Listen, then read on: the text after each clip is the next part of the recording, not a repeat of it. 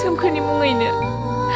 फुंखा जानानै अरायबो बोहैबाय थागोन बाजै बे माब्लाबाबो जानो हाया आफा माब्लाबाबो जानो हाया गासिबो मानसिनि दैया रोखोमसेयानो नोंसोरो सोमखोरखौ गोरिब होननानै मुगैनायनि फिथाइखौ दिनै मोनबाय दा माबायदि मोनखो नोंसोरो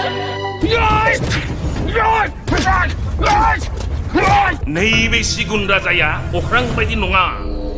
बोहैनाय दोंसे लैथोनि दाहार बायदिसो जेराव गेसाव जाबोरफोरखौ बुखारनानै बै गोथौ लैथोआव बुसोमहैयो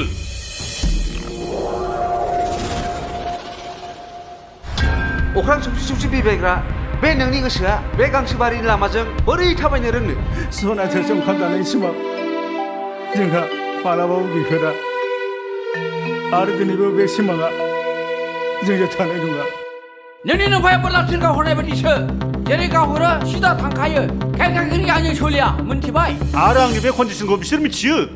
नैबे सिंनि कन्डिसनखौ बादामालिफ्रा जे जिलांजोब्बाय बेफोरखौ मिथियो बिसोरो आंदि मा जानानै थादों आरो बुजियाखैबा नोंसोरबो बुजिनो नाजा मानोना जोङो मानसिसो जोंनि थैनि गाबा रोखोमसेयानो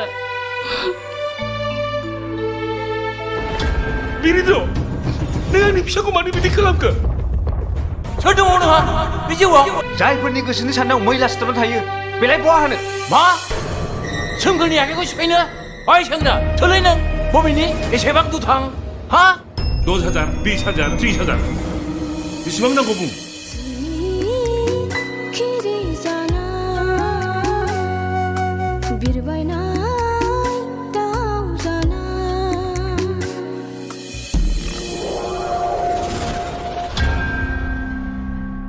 आंनि आइया बेजों खारफालांनांगौबा आंखौलाय मानियालै आफा गासिबो मानसिनि थैनि गाबा रोखोमसेयानो